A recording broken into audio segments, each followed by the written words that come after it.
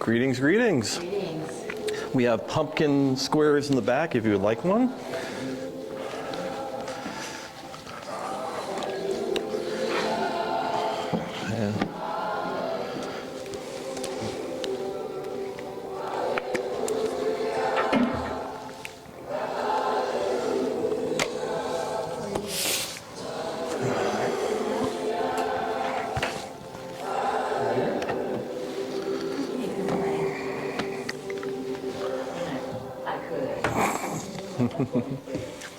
And that sounds like a classic line somewhere. Uh-huh.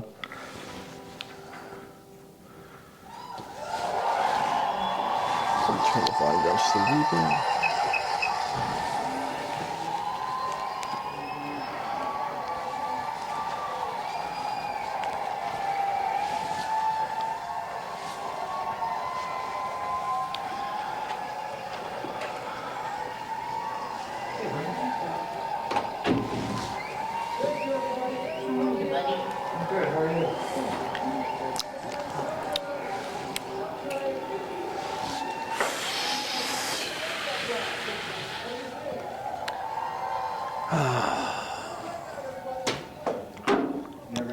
No, why would I be nervous?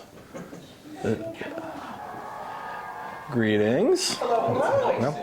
Ooh, it's toasty in here. Very warm. So we have pumpkin squares in the back if you like some. No, actually keep that on. Yep. This is Better glasses. well, yeah, I got a little small. I gotta admit, when I get a little nervous, I get. Better I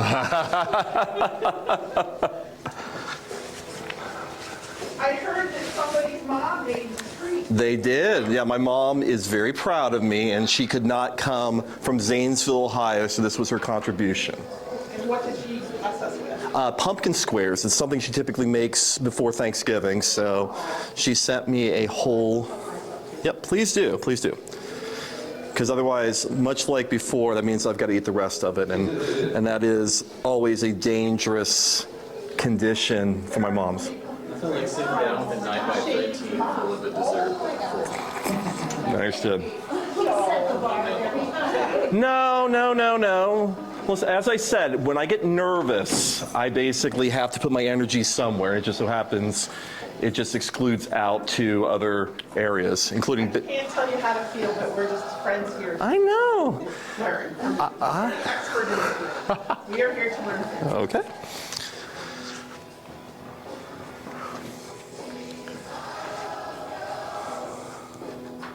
Uh-huh. This is normally how I start most of mine. Oh, nice. Nice to know somebody's listening and never know.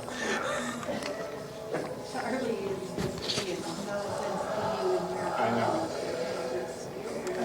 He's got the charisma. I know. I know. I have him on reports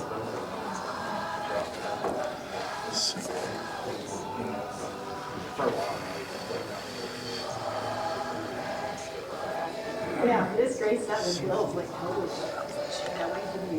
Oh, nice. You're taking a deep dive into this really obscure. Yeah, it's definitely obscure. Yeah, but it's right up Bill's I've got alley. like whole episodes on like Japanese fusion music and stuff. That's my craze about it right now. So. Yeah, I love it. Oh, thank you. I'm glad you like it.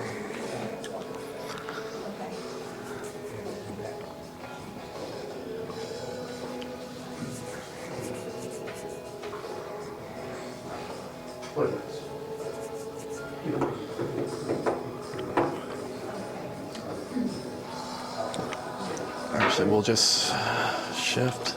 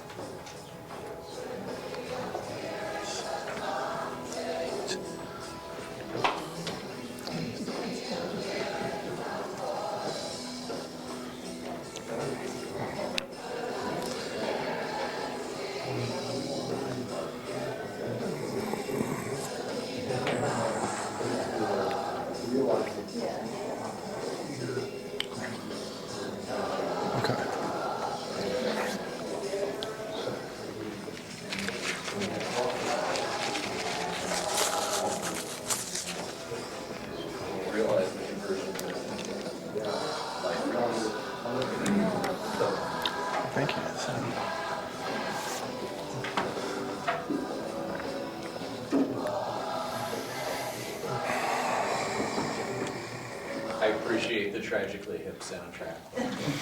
I've been getting a lot more into my Canadian folk and rock lately, so that's been one. Strong history. Yep, especially the last concert. So, yeah, Kingston's own. yeah. All right, it is 1 o'clock, so I want to thank everybody for coming. This is the third, the A&S Connection series so far this semester. And this semester we kicked this series off by highlighting and celebrating our faculty who have been in endowed chair positions.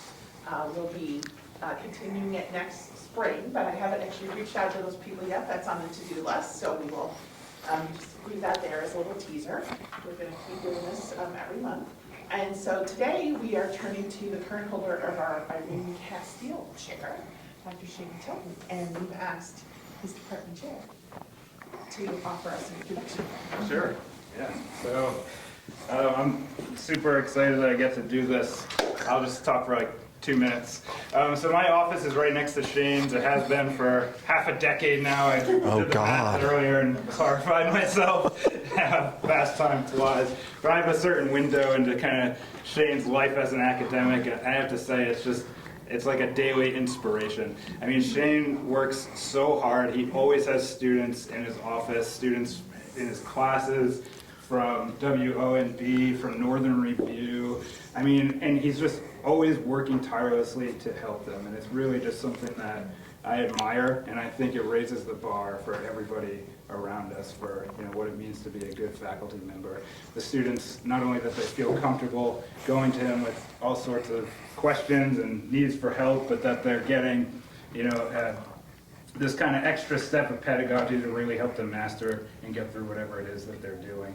So that's the Shane I see every day. And then, but I also remember in things like this, there's a whole other Shane that I don't see as frequently just because of the nature of academic publishing and things like that. So, rather than talk about Shane's extensive list of publications, journal articles, book chapters, conference presentations, books forthcoming. I'll just share one quick anecdote.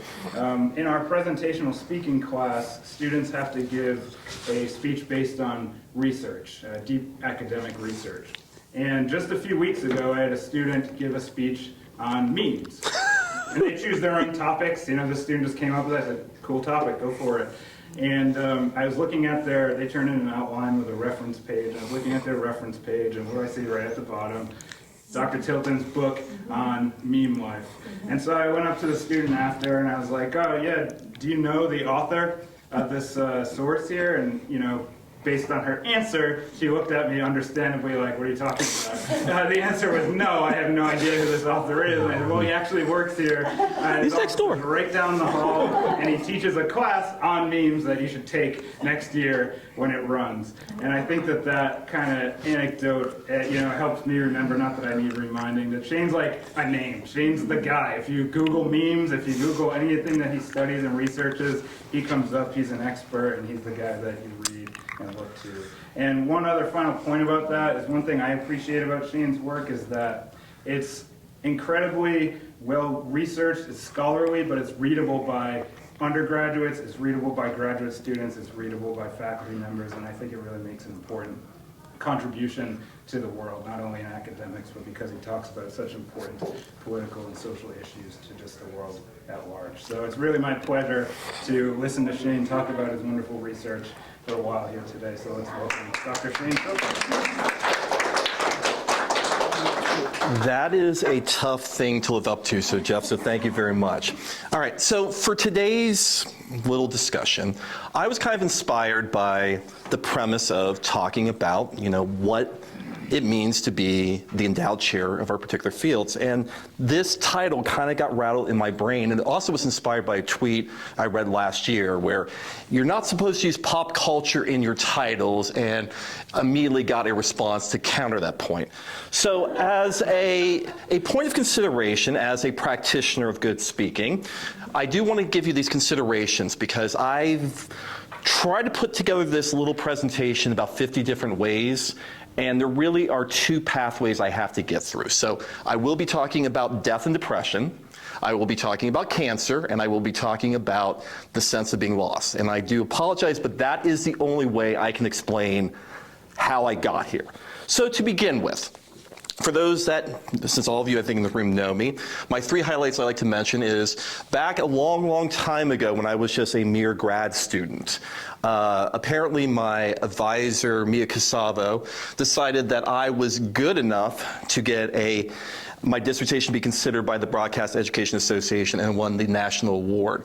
The book that Jeff mentioned was honored by the Human Communication Technology Interest Division at NCA last year, so I got to talk quite kindly in front of my peers in DC.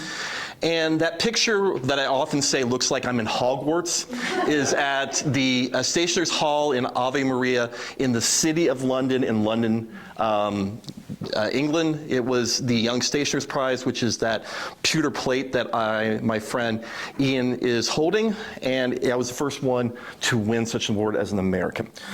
So to kind of get to the points I want to raise, I want to kind of give you a preview of what we're going to be talking about. So the 3 things I want to look at is what influenced my ability to do research. These are the things either in pop culture or in the academic fields that fuel my interests and my desires in talking about digital culture and memes. That gets me to the second point, which is why I think interdisciplinary work is a strength of mine, especially as I'm talking about this subject that is kind of in the cusp of communication and how the actual endowed chair actually enhances my agendas both as a research and a professional. But first things first. To explain why I chose memes or any of this, I have to be honest. And that is that most of the time when I'm doing some aspect of research, it comes from a point of panic. And that point of panic is that there are things about the world, digital culture, that I'm fascinated by and don't even know how to begin to explain them. So I try to basically use the techniques that I've learned in almost 20 years. And I realized that my first conference presentation was in 2005 at Global Fusion, where I was talking about the idea of using online communication to help environmental issues. And it really comes from this desire to be able to explain what I know. So when I have people look at my academic agenda or what I do, this is the best I could come up with. So it is looking at game-based pedagogy, because I publish in that field. I was the former chair of the Game Studies Interest Division at NCA. The social, psychological issues surrounding ludology, which is just gameplay as well. Multimedia journalism influence on society. Social media engagement and memetic communication practices. That is not a clean line by any stretch of the imagination. So what I take comfort in, first I still publish this, but I remember where I came from. So before I was at Ohio Northern University, I was at the University of Kentucky. This is Funkhauser Hall. This was where my office was. And I realized that if I was stuck in Kentucky, I would be pegged in one particular research area because there's a diversity of people. The beautiful thing about Ohio Northern University and liberal arts institutions like Ohio Northern University is we have flexibility. We have the desire to research what we like. And that means that I can flow between my different interests and find comfort in them. And this gets me to my first point, and that's the idea of interdisciplinary work. Now, interdisciplinary work is a nice buzzword, but there are 4 different ways we can look at this. I'm borrowing these from Moschino, Rapocco, and Knox, Lynch, Harmon, and Deleuze, and Garari. So the 4 types of interdisciplinary work, the first is informed. And that is, and by the way, the reason you have the cute little handouts is because there's a couple things that I will be going over through the course. So this is sort of in the middle. So if we look at informed disciplinary work, it is basically thinking of yourself as a liberal arts student for the rest of your life. Trying to pick up things as you go, trying to use the tools that are in front of you to make sense of the world. There is this idea of the synthetic interdisciplinary. And this is the idea of not just temporarily taking pieces, but stealing wholesale and trying to apply it to your daily research or even your teaching. This is, I like the term nomadic thinker. It means that whatever discipline I'm in, I tend to borrow from their work, whether that is a research methodology, whether that is a theory. So I'm as comfortable talking about educational theory as I am sociological theory, as I'm talking about communication theory. Just depends on what I find sets my focus. There's the idea of being transdisciplinary. This is the idea of knowing how to invoke your research in a public environment. So this is the idea of the public academic, taking the skills that one has in their discipline and trying to find those connections. At the same time, public academics have kind of a bad rap because they tend to talk about topics that are well beyond their pay grade. So it is important to recognize that when we're talking about being a public academic, it is really knowing what our limits are. As I often joke in class, I'm happy to talk about memes, but the moment that someone asks me about Norwegian death metal, that is well outside the scope of my capabilities, so I can't do that. So recognizing limitations. And then there's this conceptual interdisciplinary work, which is basically looking at going beyond the boundaries of what we consider a discipline, so talking about the ontological, epistemological aspects of knowledge. Those four things do inform the way that I approach my engagement with research in the public. So informed disciplinary, I basically can look at different aspects in my book, which is grounded in sociology, psychology, and even the performance arts, and trying to explain why this area is significant. This idea is synthetic interdisciplinary. Normally I'm working with colleagues that are in clinical psychology, that are working in social work, and trying to look at the way that games help us on a daily basis. And it's kind of nice as a communication scholar. As a matter of fact, in that panel, this was at South by Southwest 2019. For those that are familiar with South by Southwest, it's a very nice conference to be invited to and very hard to get into. The two on the left, that is Dr. Bean and Dr. Cohort. They are clinical psychologists. Dr. Daniel is one of my colleagues from Appalachian State University, and he is a communication scholar as well. So we work really well together, and this was talking about the psychology of The Legend of Zelda. Transdisciplinary work. So this is basically trying to figure out how communication can contribute to larger conversations. This was a panel I did in Indianapolis over the summer. The four to my right are clinical psychologists, they are social workers, and they are trying to use games in a therapeutic setting. And then there's conceptual interdisciplinary. So this is basically having broad conversations that are unbounded by any discipline. So this was in Boston, where I spoke in front of 1,250 people in a very large room and didn't get scared. So it is the sense that we are having these larger, almost like pinball conversations where things get bounced back and forth. So with this in mind, I still have to be grounded somewhere. So there are three different areas that I think most of the work I do is grounded. First is basically my academic idols. These are the people that inspire me. Stuart Hall, for those that are in communication or even sociology, know the idea of encoding, decoding messaging. That is something that is present in my work in memes. Irving Goffman, the medium is the message, the ability that we're using digital communication as a way of transmitting what we know. John Berger, the ways of seeing. He had a great series in the BBC in the 1970s, and the clothing's a little outdated, but the messaging is pretty salient. He's talking about that the pictures we see on the screen exist on the screen, and we translate them based on where we are. Edward Tuffy. He is one of the inspirations about the way I design my presentations. He is basically the coiner of the term death by PowerPoint. So most of the time that I present, it does not have bullet points. So it's typically, I use this format consistently when I present either as a teacher or presenter at conferences. Marshall McLuhan, actually, hang on, take a step back. Marshall McLuhan is medium is message. Irving Goffman is dramatological theory. Basically, that there's the front stage, backstage, and side stage, that we are performing our roles based on our expectations in public. And then Neil Postman, amusing ourselves to death. In fact, when I got my tenure, that is the book I asked the library to put in because I like the idea of understanding how entertainment influences us. So with that being said, there's still two other areas. So this is content framing. This is how I basically structure my writing, structure my interactions, and structure things I do online. So William Gibson, he is basically the godfather of the internet. Cyberspace is a term he coined. A great science fiction writer. Anthony Bourdain, for those that are familiar, is a great chef. He is a television personality, but he really does engage in this idea of journalism through cultural means, understanding ourselves through the food we eat and how it's prepared. And then Douglas Adams, once again, a science fiction writer, but I do like the humor and trying to find levity in a situation. Finally, there is the way that I reach out. And there are three influences. These are YouTubes. So this is the PBS Idea channel. This was a series that was about 10 years in length and kind of changed or ended in about 2017, 2018. Takes these ideas of pop culture and infuses questions that make us think. TED Talks, I think we're familiar with that in the room. And Answers in Progress, they focus on one particular question, do a deep dive. So there is the reason about how we read temperature and what it means for us culturally. So between these things, between the personality, the content, and the reach, this really kind of informed how I approached research. But that doesn't answer the question I think most of you have, and that is, how did I become the meme dude? And that's what students typically call me. So to get to that, this is where we've got to talk a little bit about the darker part. The picture you're looking at is from July 8th, 2014. This is from a concert called Under the Sun. So it was Blues Traveler, it was Smash Mouth, it was Sugar Ray. And the person beside me is my brother Nick.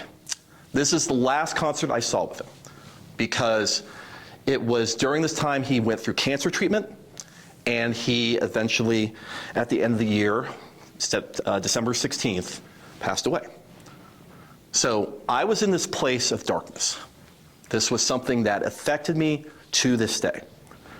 Now, I had a great mentor, Terry Stiff, who reached out to me and said, Shane, you're this really good digital communication scholar.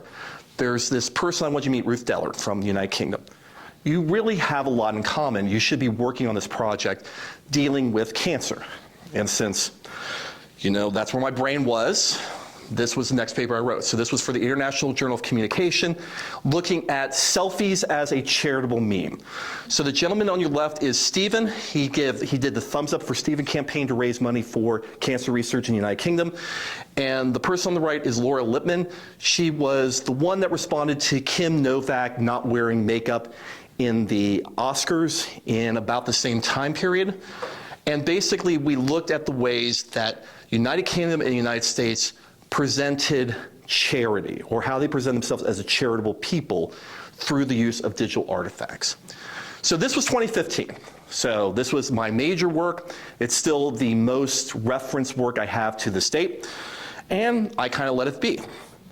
It was about 4 years later that the American Sociological Association, getting back to the idea of the interdisciplinary, was looking for someone to talk about memes. This was in the mass communication realm. No one else stepped up. I said, hey, I have this research paper in memes. Would that be something that'd be beneficial? Yeah. So eventually I'm talking to NBC News on a regular basis, talking about digital culture and memes. So as we've learned in the past, in order to do that effectively, we probably have something we need to say. So eventually I got my crap together and figured out a definition for memes based on the research I've done and based on the other scholarship.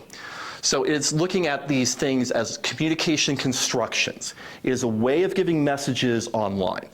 It is using individual expressions, taking the piece of pop culture that we like, the things that we enjoy, and sharing it with others. And more importantly, making meaning from it.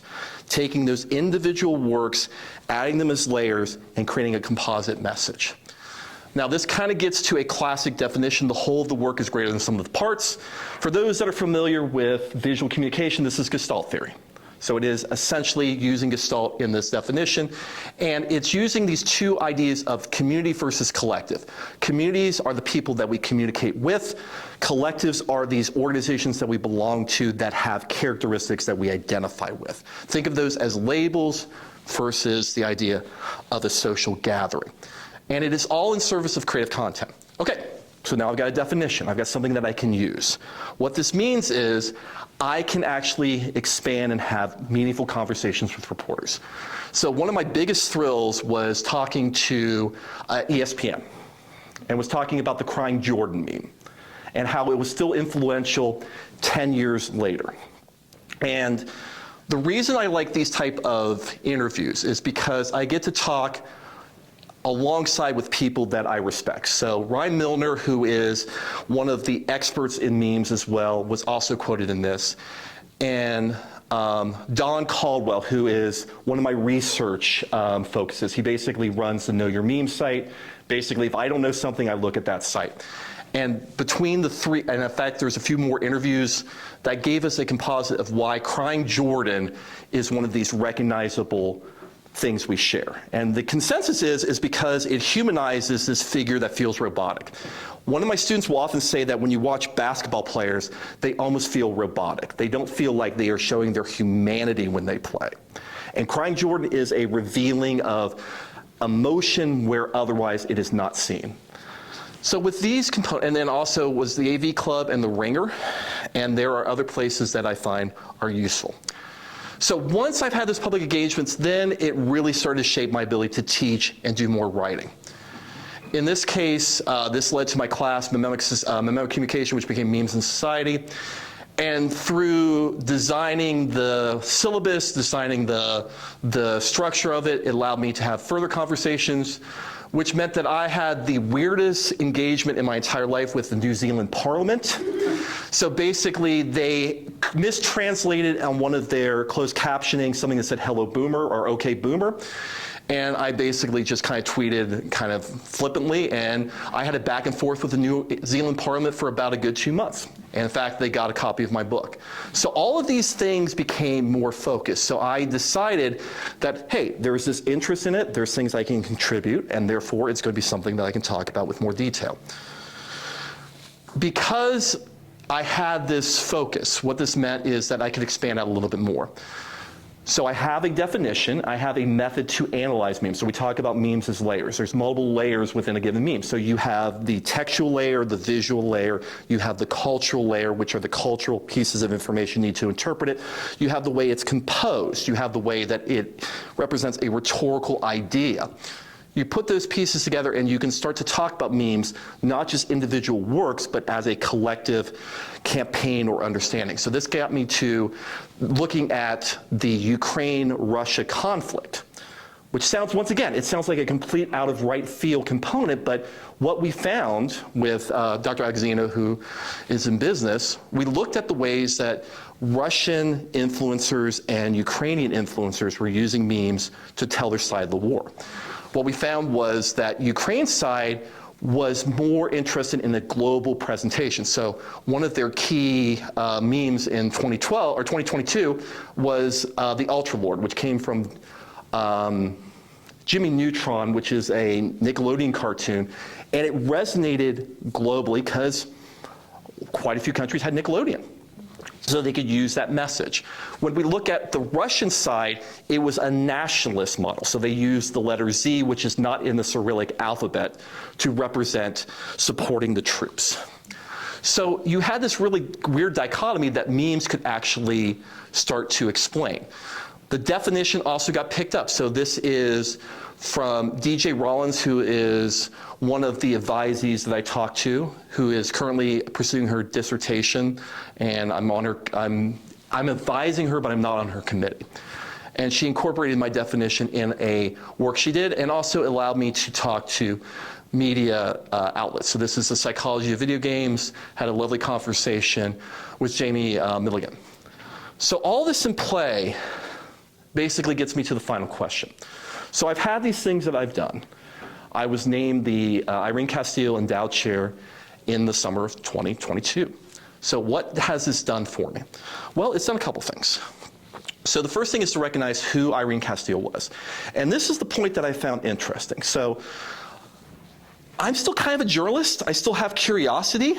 I want to know more about this person, because this person, in her name and in her, through her family, has given Ohio Northern a lot of money to basically put up this endowed chair. Not a lot of information was at the alumni office, nor was it really through the records. If you look on the website, even to this day, there's not a lot of information. So my wife is passionate about doing these type of investigations with me. So we spent the summer tracking down at Continental High School in Ohio and found out that she was a home ec teacher, she was a librarian, she was passionate about theater. And what she wanted to do with the endowments that she gave was to promote the idea of learning through the future. I said, okay, that's really a cool idea.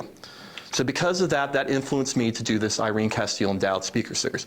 We've had 2 speakers, in the last 2 years, and we are in the process of naming the third at the end of the year. But what they were tasked to do is talk about an issue that is 5 or 10 years in the future that people are not talking about, using your expertise. So cohort is as we said, was a psychologist. So she was talking about the dark net and was talking about some of the game systems that are out there. The Bucknell, who, thanks to Ray for inviting him, was talking about the idea of narratives and how narratives influence. And Megan Connell, who will be will be speaking in March or April, can pick whatever topic she wants. But I wanted this on campus to reflect sort of to show sort of Irene Casteel's contributions, the idea of thinking about the future. The second thing that I've been able to do with the Irene Casteel Endowed Chair is use it as a mark of credibility. And what I do is whenever I have a media interview, which I did a op-ed for Columbus Dispatch talking about when WWCD basically lost their license and talked about how that influenced Columbus. I still use it when I talk to NBC News, and when I do continuation of research on other people's definitions of memes, I use my title as part to show that that is something that has importance. And finally, it basically allowed me to start thinking beyond the use of memes. The images you're looking actually come from my memetic communication class. One of the assignments they have to do is they have to create a meme that explains a lesson that they learned in class. And they've had different techniques that they can do it. They have just the meme, and then they do a reflective analysis of the composition of the meme. But at the same time, that is just one aspect. So what I wanted to do was go beyond just simply studying memes. So this is the part of the show that I talk about sort of the next thing I'm working on. So this is my book that I'm in the process of finishing up. It is 14 chapters, an introduction, a postscript, and a conclusion. So based on a wonderful conversation I had after winning the award for Meme Life in November, talked to an editor from Springer and basically said, there's this one project I've had my mind on for about a decade. Is this something you're interested in? And they said, yeah. So when I originally pitched this book, the title of it was Digital Culture in a Dumpster Fire. Now, I was told that probably that's not a good idea to title this because if this book lasts for 20 or 30 years, no one might get that reference. To that end, I'm thinking, holy crap, someone thinks this book could last 20, 30 years. Okay, I'm gonna keep writing it. That's awesome. So we went with platform era. So what I'm going to talk about for the next, 10 minutes is basically explain my idea of celebrityism and how we communicate online after COVID, or in the 2020s. So first thing is, go back to the definition. So the definition I'm using for the book is a celebrity is anyone who incorporates a personality type that seeks out fame, fortune, and notoriety through purposeful content that is popular and using a mode of reach to share their content and personality to the point they have a significant and noticeable number. The 2 points I want to highlight is purposeful content. Jeff and I have had conversations about the term content, and I still, to this day, anytime I hear content, kind of have nails on a chalkboard effect because it's kind of overused. So I look at it as purposeful content, and that is understanding what is the purpose of creating the work that is being shared. Otherwise, if we don't consider that idea of purpose and content, then what happens is it just becomes noise online. I like the idea of the personality type as well because it goes over some of those aspects of celebrityism that becomes kind of blurred. So the reason that I focused on this actually came from a presentation I did in 2011 where I talked about nano-celebrities. This was also at South by Southwest. I didn't really do anything with it because, honestly, I didn't have the steam to really work on this. So this was something that was in the back burner. It was in my folder, in fact, listed as back burner. And I decided because this was an opportunity I had to start writing them. So the 3 things we're going to look at, or that I'm looking at as part of this book, is this idea of personality types, purposeful content, and modes of reach. I talk about the book, there are 5 or 6 different personality types. 2 of them are specifically, one would be traditional celebrityism, so that is any celebrity that uses the traditional mass media to get their image or their personality across. And then I talk about memetic celebrities. So memetic celebrities are just happen to be in the right place at the wrong time. Someone takes their picture and it gets shared all across the world.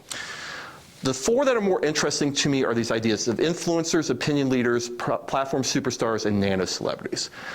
And my distinction between the four are that influencers are basically cultural. So they influence our taste in our books, the movies we like, and even the products we may get online.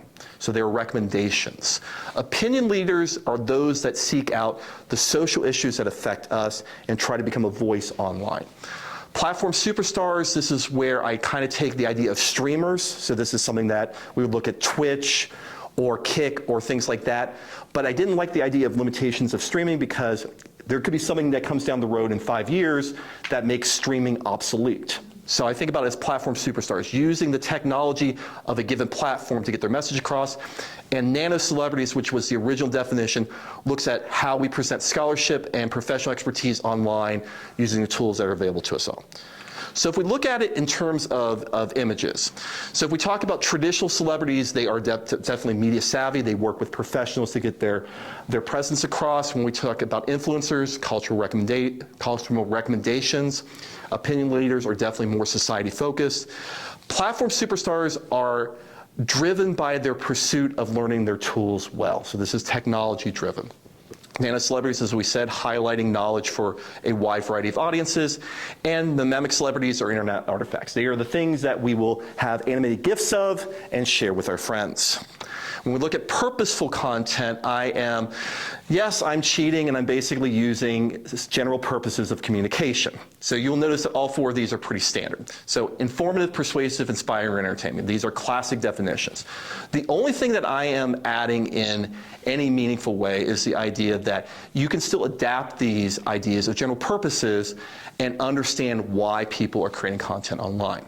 So when we're looking at informative, it is the use of knowledge or logo-driven messaging. When we're talking about persuasive, it is either arguing for a position or driving to act. When we're looking at inspiring, purposeful content, it is basically things that hit our sense of serenity, our creative impulses, or our spirituality. And entertaining, it is uses and gratification. So basically taking a couple of different theories and bending them. So the other two that I also incorporate is socializing and engaging content, but I don't talk about it quite in any detail in those four because it's a little bit more informal, and the idea of the position defending and the audience motivating are in that persuasive area. Last is how we reach, and this is the area that I'm currently writing in my book. So I'm down to the last 2 chapters of the formal. I talk about 6 general ways that we reach, but the 4 that are grounded in online work are direct messaging, group chats, postings, and streaming. I like direct messaging as a mode of reach because it does replicate aspects of interpersonal communication with the consideration that you're losing a lot of the nonverbal components. The idea to see people's faces, their body language, those are left out, where you have other digital artifacts to replicate. So this could be emojis or other mediated works. Group chats, this is where we start to build the idea of communities. So this is the way that small groups are engaging with one another. When we look at postings, I use the metaphor of the bulletin board because it's a way of sharing online. And one of the nice little aspects when we talk about postings, which I'll get to, is the idea of pebbling. So pebbling is this idea that has come up in the last couple of years that the reason that we share links or we share pictures or we share GIFs online is because they're little gifts that we give to each other. So if I see a cute video about cats, I'm going to share it with Brandy, my wife, because I'm thinking about her. So that becomes the component. Streaming, this is where we have the closest aspect to broadcast as part of the standard practices. So if we look at these ideas of reach, the 2 that are not digitally entwined, face-to-face, because that's a form of personal engagement, and stagecraft, which are the public events that we look at. So with all these things in play, the reason that I find this area more beneficial for conversations in the future is because what this gives is the ability to talk about online communication in a way that isn't abstract. I like the idea of solid or at least reasonable definitions. And having these paradigms allow us to talk better. So going back to my point about content, I don't think that's descriptive enough, but if you add the different aspects of purpose, I think it's more useful. And that actually gets me to, oh, I got two more. So if we have this use of paradigm and language, what this means is we ourselves can be more purposeful. Celebrities are just a model that gives us some insight of how people engage online. It doesn't mean we have to act like celebrities. I am not going to all of a sudden become a Twitch streamer with a setup. Rather, I might use some of those techniques to talk about my research. And finally, there we go. The reason that I like this as a focal point is because essentially it gets me back to where I started. So if you remember at the beginning of this little talk, in 2005, I was talking about how we use online communication as a way of explaining environmental issues. So this was at Ohio University Zanesville. This was next door to my office. And whenever I think about online communication, my brain automatically goes back here. I think about where we were 20 plus years ago and thinking about that evolution. The thing is that it happened so fast, we really didn't have a chance to really document with efficiency. So one of the things that I want to pursue is these notes, these definitions, to help us better engage. So with that being said, friends, on behalf of myself and the most handsome boy in the world, Gray Eye, I welcome your questions.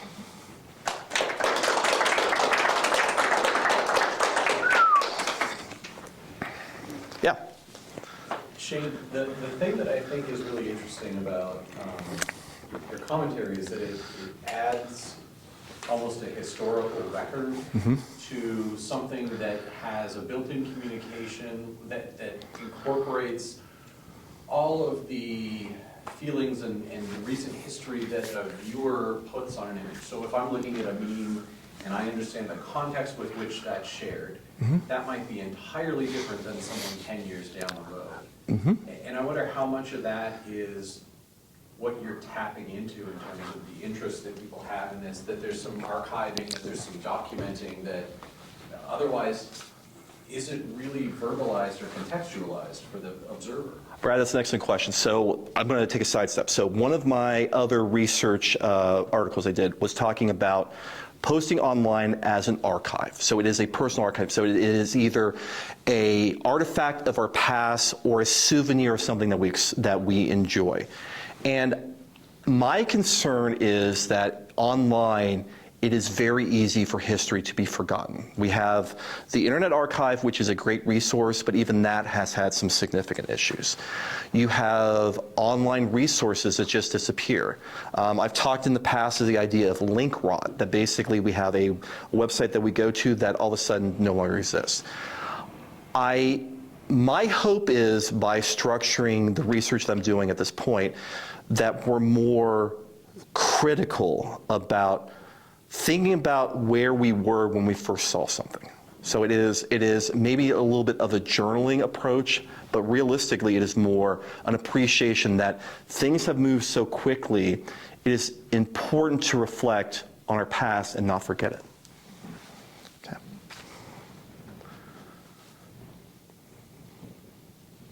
Yeah, please. So when you shared your definition, of memes, you said that the meaning making is controlled by the community. Yes, absolutely. So I just was curious to hear a little bit more about that. The creator of the first time a meme comes into existence somewhere, obviously has that control. Yep. But what are the mechanisms that you can share with us by which the larger community starts to control that? That is an excellent question. So my classic example I use in class is a internet cartoon called Pepe the Frog. So Pepe the Frog, yeah, don't get ahead. We're gonna go on a long journey on this one. Okay, so Pepe the Frog is known as Feel Good Man. There's a great documentary about this. So it's just a harmless cartoon. It's something that was shared. It basically is a figure of a frog that says feels good. That's great. Eventually, the alt-right picked it up as a representation of alt-right ideals. So you had basically hate speech, you had racism, you had these things that were being represented through this icon, this Pepe the Frog. So that's where the meaning making comes in. So the original cartoon, this is a classic death of the author argument. But because the alt-right kind of took this over, the original creator said, I don't like this. So eventually what he had to do was create a funeral for Pepe the Frog, to kill it off to prevent the alt-right from using it. I mean, that's kind of, it's hard for it to be used that way, but eventually, because memes can wax and wane, eventually it started to disappear. Except it reappeared in Hong Kong as an icon for protesting government control. So you would see Pepe the Frog that originally was an alt-right representation now being used to fight the government. That is community building. And that's what fascinates me, is that you have these symbols that may have lost meaning to us that get reincorporated through others. And in the last chapter of my book, In Meme Life, I talk about that. What happens when a meme dies? The answer is, it can be used by others, as long as the community has some interpretation they want to add to that symbol. Is there a concept of intellectual property in the meme world? That is a great question. That is a difficult question to answer, because when you look at the layers of memes, it almost becomes who owns what. So Like, you don't see trademark symbols. You don't? or No. Creative Commons license symbols on them. So some creative person gets this genius idea one night after some world event happens. Yep. Puts it out there, Yep. and then off it goes. How is it even important? Is it antithetical to the whole idea of a meme to even ask who has original ownership? Maybe I'm asking. No, you're asking the right question. So one of the layers we talk about is the original concept. There's something that contributed to that creation. And it's important to at least consider it. We may not know who the person is, and there's a lot of times we don't. Memes are these fluid artifacts online that it's hard to say who originally created. So I'm going to take a sidestep and then come back to the question. One of the things I had a tough time with my book is my publisher wanted a lot of visuals to represent. So that gets to the intellectual property problem. So there were times that I had to basically have an artist reconceptualize it. But in terms of who created the original work, there are times I spent 5 days trying to pinpoint the exact moment something was originally created. And I'm not even sure I'm 100% right. So going back to intellectual property, the best example of that is Bert is Evil, which comes from Henry Jenkins' Convergent Culture. Great book. I should have put him up there, and I did not. Henry Jenkins basically looked at this example of Bert is Evil. So Bert is Evil was created by this content creator, I forget his name, I apologize, but it was in 1999-2000. And it basically had Bert with all of these evil people. So it had it with Bert and Ernie Bert. Yeah, so Sesame Street Bert. That's it. Okay, so this is where we're gonna get to. And it's one of the things I hate and love about the internet at the same time. So Bert is shown with Adolf Hitler. Bert is shown with Mussolini, shown with all of these horrible people, and Osama bin Laden. So Osama bin Laden, because of 2001 attacks, there are particular communities in the Middle East that support it. And they couldn't find a lot of pictures. So all of a sudden you have CNN showing a support rally for Osama bin Laden with a picture of Osama bin Laden and Bert from Sesame Street. And if you don't believe me, I swear this is a true story. It is so absurd, it is always in the back of my mind. Sesame Street sued someone. So they originally sued the Bert is Evil people, but at the same time, it was a very nebulous mess. So intellectual property is one of those areas that is a legal standard that is way behind what digital communication allows. Thank you. Yep. I feel like I should point out that your editor who chose the title for that book, dumpster is trademarked by Waste Management. So it's really good That I didn't realize. Okay, that is a great, you're right. I never even thought of that. I think you have something to say. Okay, fair enough. Thank you, Brad. That's good. It's like Probably, it wouldn't surprise me. Okay. like, Yeah, okay. Jen, please, go ahead. I kind of want to follow up on Stacy's question. I'm curious if, so the idea of creating memes, I know you know, but I'm imagining that it was very organic and fluid, and then suddenly people said, oh, this is a thing we can do, and so people started, I'm imagining, creating things that they hope circulated and were picked up, possibly. Yep. If that's the case, are there any examples that you know of people who did, as soon as they created something, tried to trademark it, and made sure that it couldn't Or that they would get Yep. the recognition for it? Yep. And in fact, there is a modern example over the summer of an interview of 2 words. And I'm trying to be as discreet because it is, how do I put this kindly? It is of a sexual nature, and it became a memetic, and that person trademarked it. And yep, absolutely can. Okay. So there is the idea, now this is where, okay, so I'm not a lawyer, and I often say this, I'm not a lawyer if I play one on TV, but typically you cannot trademark a concept, you can trademark the words. So therefore, it is just the 2 words that the person was using as part of the interview. So yes, so in that case, and then there's sort of this side question about popularity, and there is, in the first couple weeks of class, I talk about the difference between memes and virality. Memes do not guarantee virality. Virality is a singular artifact that is shared hundreds of thousands, if not millions of times. Memes are these community artifacts that people can manipulate. That is the nature. So the definitions of memes that go back to the 1970s basically say this idea of this manipulation by a community, and that's where it becomes. Richard Dawkins, that's the, yeah, it's Dawkins, it's the selfish gene, yeah. That's where, in fact, that's the first definition I use is Dawkins in my book, because it's the standard. Yeah. Well, No, Jen, please. The second thing that I was thinking about too is people are identifying this as something that they can possibly trademark. The other side of the coin that I always think about is like when people who are previously anonymous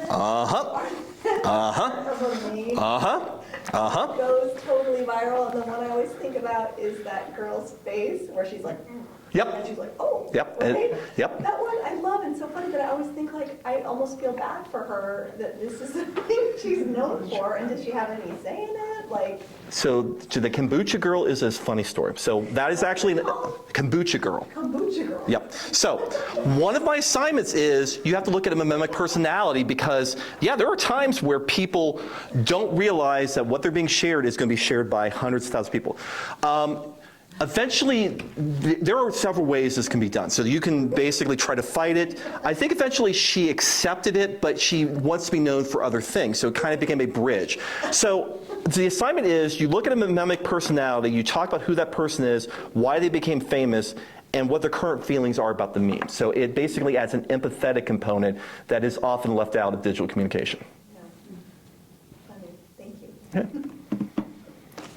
All right. I'm happy to take one more question. I think we got time for one more. So the other thing I'm going to say is make sure you take home some of my mom's pumpkin squares, because otherwise I'm going to have to eat them at the end, and I really don't want to have about 20 that I have to eat. So Thank you so much. thank you. That was my pleasure. Thank you.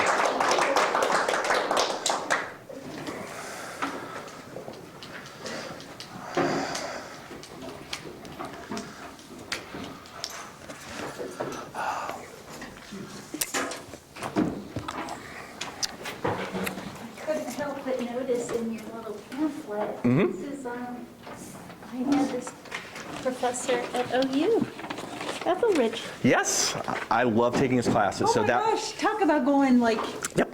Uh-huh. you had no, but he brought it. Always. That's why I used him as a model. So he is my model of interdisciplinary no worries. Yep, I snuck in the back of his classes. This had to be 2006, 2007. And I just had my lunch break.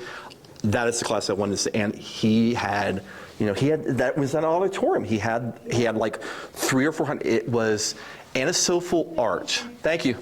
So the autopsy of art. And yeah, no, it's just, yes. Ethelred Eldridge, yes. Yes, I have said that eventually when I get to the end of my academic career, he is my pedagogical model, because just the way it looks like pure unadulterated chaos.